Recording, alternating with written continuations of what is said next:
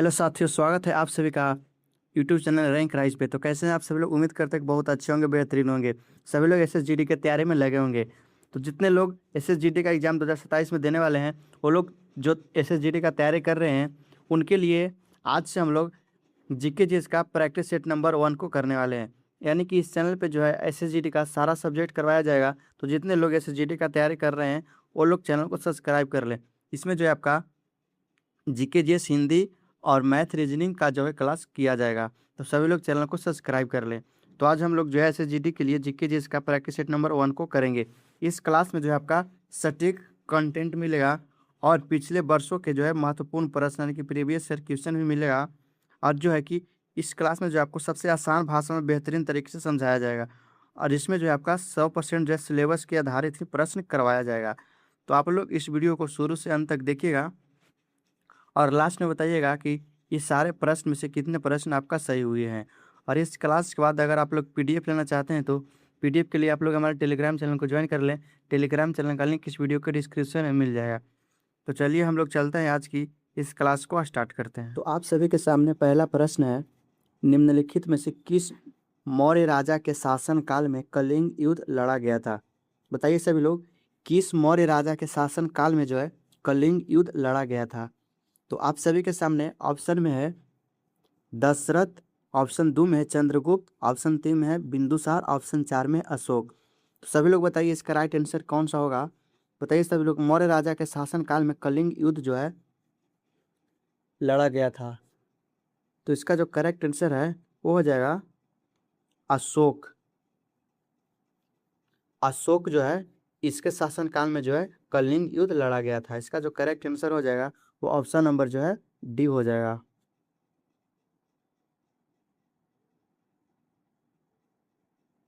Next question है, भारतीय संविधान के मूल लेख में जो है कितने अनुच्छेद थे?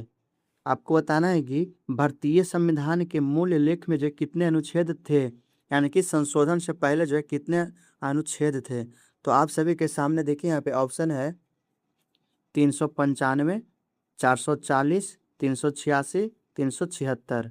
तो बताइए इसका करेक्ट आंसर क्या होगा? और जितने लोग को इसका करेक्ट आंसर पता हो तो कमेंट में जो बताते चलिएगा। तो बताइए सभी लोग, प्रश्न नंबर दूसरा का जो है भारतीय संविधान के मूल लेख में अनुच्छेद कितने थे, इसका करेक्ट आंसर जो है वह कौन होगा? तो इसका जो करेक्ट आंसर होगा वो हो जाएगा 395। भारतीय संविधान के मूल लेख में जो है 395 अनुच्छेद थे। इसका करेक्ट आंसर ऑप्शन नंबर जो है 1 है।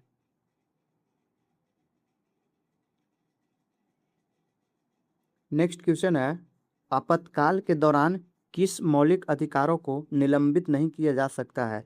बताना है आपको, आपातकालीन के दौरान जो है किन मौलिक अधिकारों को निलंबित नहीं किया जा सकता है? तो आप सभी के सामने ऑप्शन है अनुच्छेद 16, 17, अनुच्छेद 14 और 15, अनुच्छेद 20 और 21 और अनुच्छेद 18 और 19। सभी लोग बताइए, आपातकाल के दौरान जो है किस मौलिक अधिकारों को निलंबित नहीं किया जा सकता है? तो ये जो है अनुच्छेद 20 और 21 को जो है निलंबित नहीं किया जा सकता है। इसका जो करेक्ट आंसर हो जाएगा वो ऑप्शन नंबर जो है 3 हो जाएगा।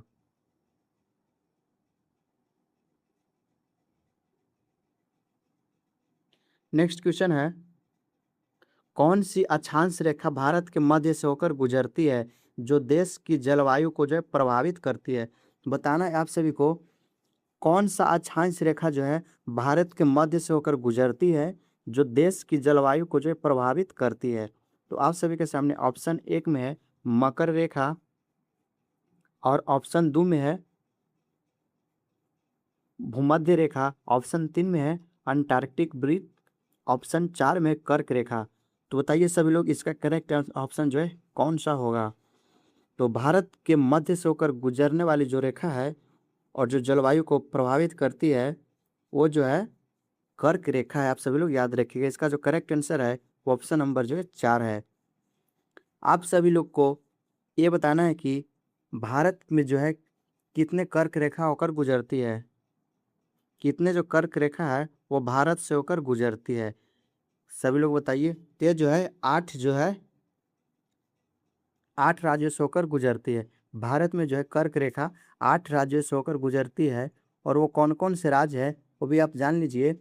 तो सबसे पहले हम इसका ट्रिक की बात करते हैं। तो इसका ट्रिक है मित्र पर गमछा झार, यानी कि मी से हो जाएगा मिजोरम, त्र से हो जाएगा त्रिपुरा, प से हो जाएगा पश्चिम बंगाल, रा से हो जाएगा राजस्थान, और गमछा यानी कि ग से हो जाएगा गुजरात, और म से हो जाएगा मध्य प्रदेश, और छ से हो जाएगा छत्तीसगढ़, और झार से हो जाएगा झारखंड। यानी कि भारत के जो है 8 राज्यों से होकर कर्क रेखा गुजरती है। आप सभी लोग याद रखिएगा। ट्रिक जो हो जाएगा मित्र पर गमछा झार, पहला हो जाएगा मिजोरम, दूसरा त्रिपुरा, तीसरा पश्चिम बंगाल, चौथा राजस्थान, पांचवा गुजरात, छठा मध्य प्रदेश, सातवां छत्तीसगढ़, आठवां झारखंड। नेक्स्ट क्वेश्चन है,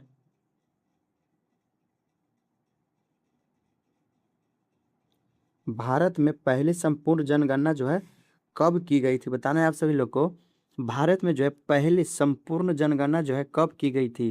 तो आप सभी के सामने जो है ऑप्शन 1 में है 1887, ऑप्शन 2 में है 1882, ऑप्शन 3 में 1880, ऑप्शन 4 में 1881।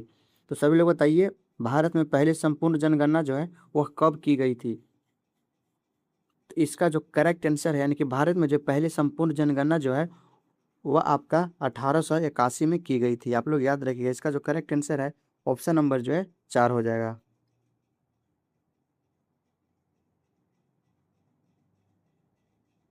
नेक्स्ट क्वेश्चन है, जनगणना 2011 के अनुसार भारत में सर्वाधिक महिला साक्षरता दर वाले राज्य का नाम बताइए। बताइए सभी लोग, जनगणना 2011 के अनुसार जो है भारत में सर्वाधिक महिला साक्षरता दर वाला राज्य कौन है? तो आप सभी के सामने यहाँ पे देखिए ऑप्शन 1 में है महाराष्ट्र, ऑप्शन 2 में है केरल, ऑप्शन 3 में कर्नाटक, और ऑप्शन 4 में है यहाँ पे मिजोरम। तो बताइए 2011 के जनगणना के अनुसार जो है सर्वाधिक महिला साक्षरता दर वाला राज्य कौन है? तो इसका जो राइट आंसर है वो हो जाएगा आपका केरल। ऑप्शन नंबर जो है 2 हो जाएगा। 2011 के अनुसार जो है सर्वाधिक महिला साक्षरता दर वाला राज्य जो है वह केरल है।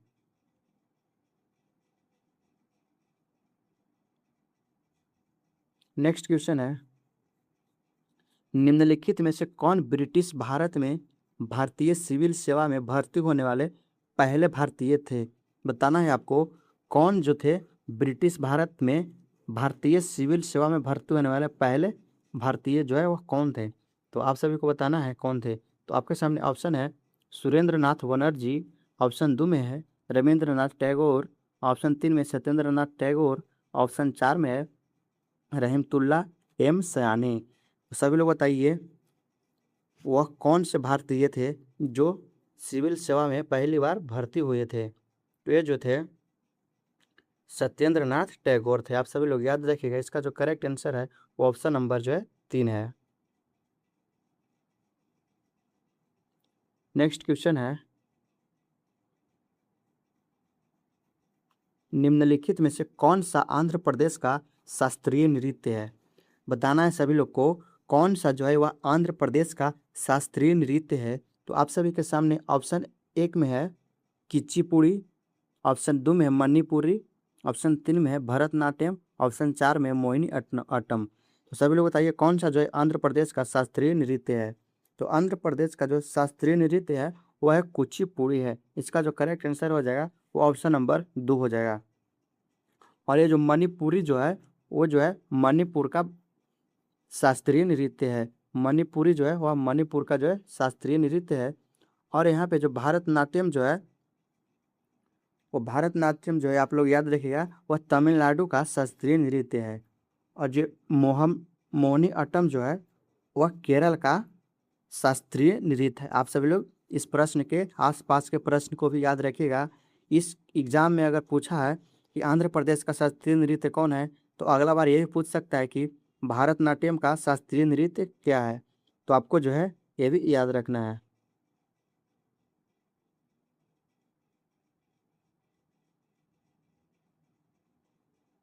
नेक्स्ट क्वेश्चन है, ओलंपिक्स में भारत में ओलंपिक्स में भारत के प्रथम ध्वजवाहक का नाम क्या था? बताना है आपको ओलंपिक्स में भारत के प्रथम ध्वजवाहक का नाम जो है वह क्या था? तो बताइए सभी लोग। आप सभी के सामने ऑप्शन 1 में है लाल शाह बुखारी, ऑप्शन 2 में है पुरमा बनर्जी, ऑप्शन 3 में है ध्यानचंद, ऑप्शन 4 में जफर इकबाल। तो सभी लोग फटाफट से इसका आंसर कमेंट में बताइए, इसका जो करेक्ट आंसर है वो ऑप्शन नंबर कौन सा होगा। तो देखिए ओलंपिक्स में भारत के प्रथम ध्वजवाहक जो थे वह पूर्मा बनर्जी थे। इसका जो करेक्ट आंसर है वो ऑप्शन नंबर दो हो जाएगा।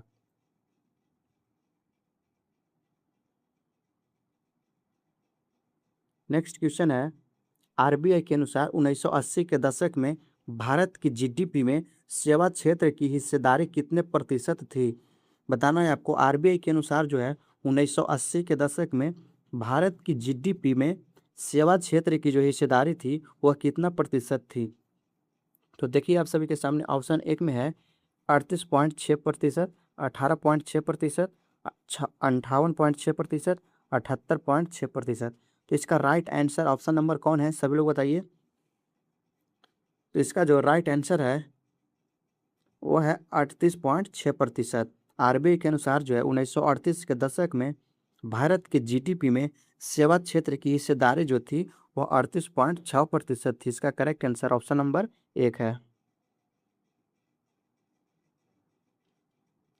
नेक्स्ट क्वेश्चन है, भारत में रेडियो प्रसारण 1923 में किसके द्वारा जो है शुरू किया गया था। बताइए सभी लोग, भारत में रेडियो प्रसारण 1923 में किसके द्वारा जो है शुरू किया गया था। तो आप सभी लोग के सामने ऑप्शन एक में है Lions club of Bombay, option दो में है radio club of Bombay, option तीन में है Rotaract club of Bombay, option चार में रोटरी क्लब ऑफ बॉम्बे। तो सभी लोग बताइए इसका करेक्ट आंसर जो है ऑप्शन नंबर कौन सा होगा।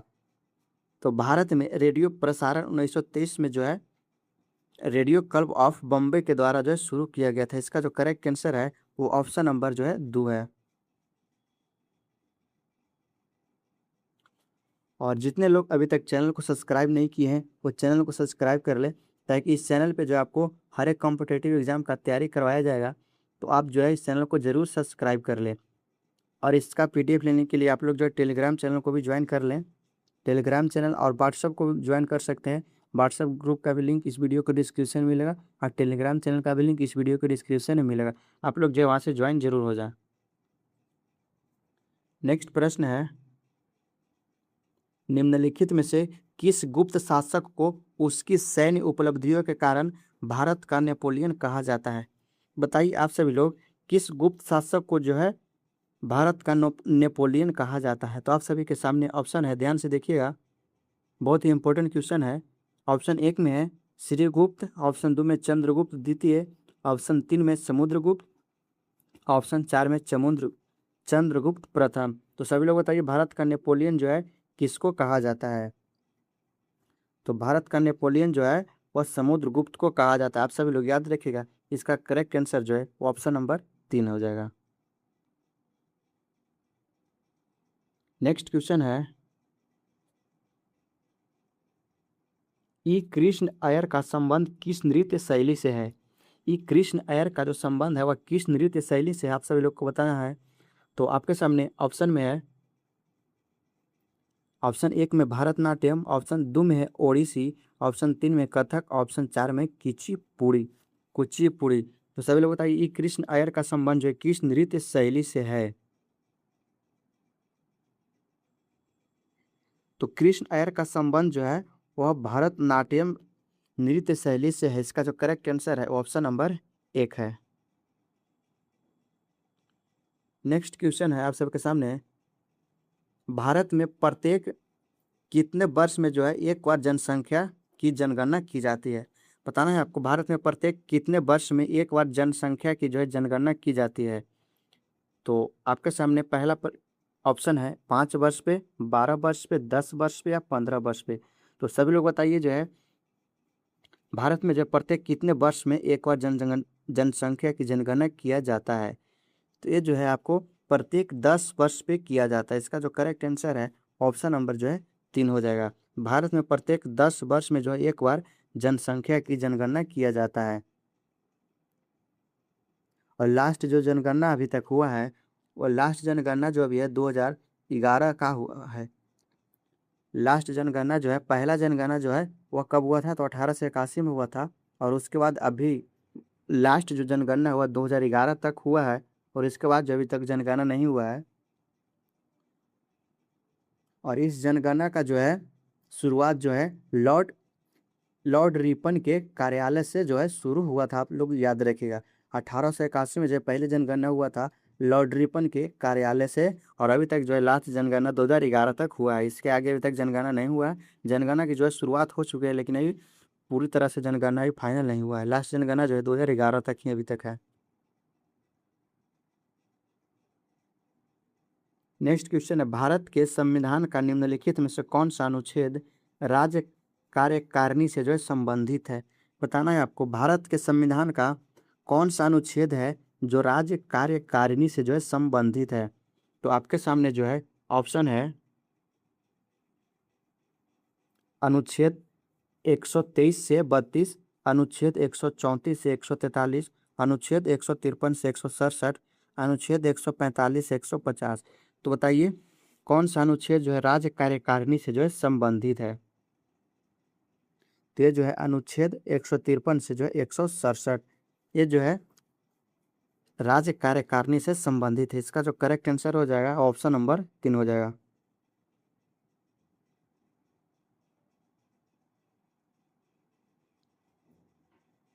नेक्स्ट क्वेश्चन है, रेशम बनाने की तकनीक का आविष्कार सबसे पहले लगभग रेशम बनाने की तकनीक का आविष्कार जो है सबसे पहले लगभग कितने वर्ष पहले जो है चीन में हुआ था? आप सभी लोग बताइए, रेशम बनाने का जो आविष्कार है चीन में जो है किस वर्ष में हुआ था? तो आप सभी के सामने ऑप्शन ए में है 7,000 वर्ष पहले, 30,000 वर्ष पहले, 15,000 वर्ष पहले, 20,000 वर्ष पहले। तो रेशम बनाने की तकनीक का जो आविष्कार है वह सबसे पहले जो है लगभग जो है 7,000 पहले वर्ष में जो है चीन में हुआ था। आपका जो करेक्ट आंसर है ऑप्शन नंबर 1 है।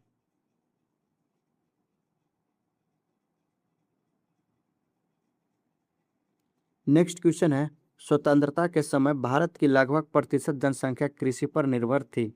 बताना है आपको, स्वतंत्रता के समय जो है भारत की लगभग कितनी प्रतिशत जनसंख्या जो है वह कृषि पर निर्भर थी?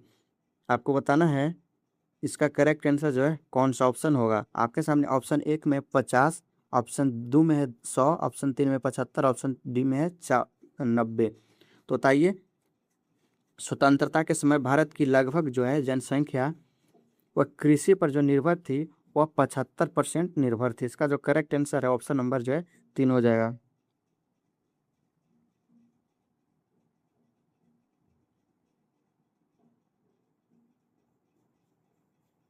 नेक्स्ट क्वेश्चन है, कैल्शियम कार्बोनेट का रासायनिक सूत्र क्या है? बताइए आप सभी लोग, कैल्शियम कार्बोनेट का जो रासायनिक सूत्र है वह क्या है? तो आप सभी के सामने ऑप्शन 1 में है CaSO4, और ऑप्शन जो है 2 में है CaCO2, ऑप्शन 3 में CaO, ऑप्शन 4 में CaCO3। तो आपको बताना है कैल्शियम कार्बोनेट का रासायनिक सूत्र जो है वह क्या है? तो कैल्शियम कार्बोनेट का जो रासायनिक सूत्र है वह है CaCO3। इसका जो करेक्ट आंसर ऑप्शन नंबर 4 हो जाएगा। और यहाँ पे जो CaCO जो है वह जो है कैल्शियम ऑक्साइड का रासायनिक सूत्र है। CaO जो है ये जो है कैल्शियम कार्बोनेट का रासायनिक सूत्र है, और CaCO2 ये जो है तो ये तो किसी का रासायनिक सूत्र नहीं, ये जो है दो जो है सूत्र गलत है, और 3 जो है CaCO जो है वह आपका कैल्शियम ऑक्साइड से कैल्शियम ऑक्साइड का जो है रासायनिक सूत्र है, और पहला जो है आपका कैल्शियम सल्फेट का रासायनिक सूत्र है। ये जो है आपका कैल्शियम सल्फेट का रासायनिक सूत्र है। आप लोग का याद रखना है, कहीं आपसे कैल्शियम कार्बोनेट की जगह कैल्शियम जो है सल्फेट का अगर क्वेश्चन पूछ दे तो आपको बताना है कैल्शियम सल्फेट का रासायनिक सूत्र जो है वो आपका हो जाएगा CaSO4। लेकिन यहाँ पे पूछ रहा है कैल्शियम कार्बोनेट का, तो कैल्शियम कार्बोनेट का जो रासायनिक सूत्र है वो है आपका CaCO3। इसका करेक्ट आंसर जो है वो ऑप्शन नंबर आपका 4 है।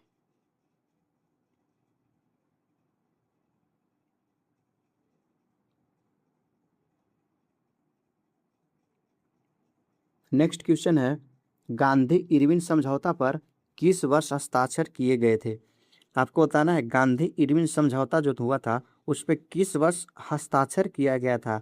तो आप सबके सामने ऑप्शन है 1933, 1935, 1931, 1929। तो बताइए गांधी इरविन समझौता पर जो किस वर्ष जो है हस्ताक्षर किए गए थे। तो ये जो है आपका 1931 में गांधी इरविन समझौता पे हस्ताक्षर किए गए थे।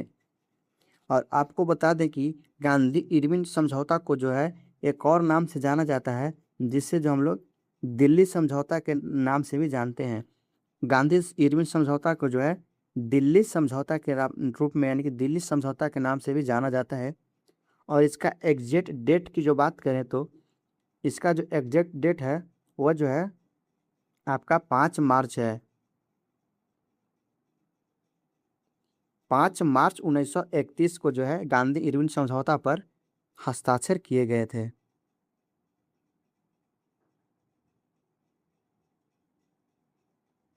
नेक्स्ट क्वेश्चन है, देश के राष्ट्रपति को उनके पद से हटाने को किसके रूप में जो है जाना जाता है। आपको बताना है कि देश के राष्ट्रपति को उनके पद से हटाने को जो है किसके रूप में जो है जाना जाता है। तो आपके सामने ऑप्शन 1 में है सेवाओं से स्वैच्छिक सेवानिवृत्ति, ऑप्शन 2 में है सेवाओं की समाप्ति, ऑप्शन 3 में महाभियोग, ऑप्शन 4 में त्यागपत्र। तो सभी लोग बताइएगा इसका करेक्ट आंसर जो है क्या होगा। तो आप लोग जो है इसका करेक्ट आंसर आप लोग कमेंट में बताइएगा। आप आपको कमेंट में 20 नंबर लिख के यहाँ पे कौन सा ऑप्शन सही होगा। अगर 1 होगा तो 1 लिखना है, अगर ऑप्शन नंबर 2 सही होगा तो 2 लिखना है, अगर 3 सही होगा तो 3 लिखना है, 4 सही होगा तो 4 लिखना है। इस प्रकार को जो है आपका कमेंट बॉक्स में आंसर देना है। एक HW आपके लिए क्वेश्चन का आंसर है। तो आज हम लोग 20 प्रश्न किए हैं और 20 प्रश्न में से आपको कितना प्रश्न सही हुआ है वो कमेंट करके जरूर बताइएगा, ताकि आपको पता चले कि किस तरीका से अभी आपका तैयारी जो है किस लेवल तक पहुँचा है।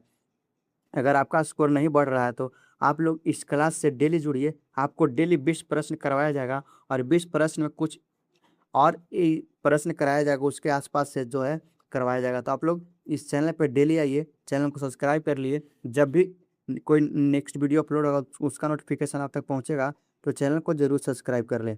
और इस क्लास का आप लोग PDF लेना चाहते हैं तो हमारे चैनल को भी ज्वाइन कर लीजिएगा। टेलीग्राम चैनल का लिंक इस वीडियो के डिस्क्रिप्शन में मिलेगा, आप लोग टेलीग्राम चैनल को ज्वाइन कर ले और व्हाट्सअप चैनल को भी ज्वाइन कर ले। और यूट्यूब चैनल को अभी तक सब्सक्राइब नहीं किए तो चैनल को भी सब्सक्राइब कर लें।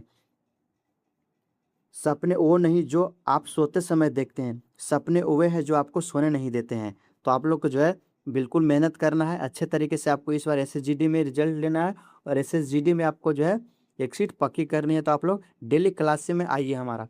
तो अभी तक चैनल को सब्सक्राइब नहीं किया तो चैनल को सब्सक्राइब कर ले। और नेक्स्ट क्लास में हम आपको जो है GK जिसका प्रैक्टिस सेट नंबर 2 को करने वाले हैं। तो 2 को जो है प्रैक्टिस सेट नंबर 2 को जो है क्लास जरूर करें।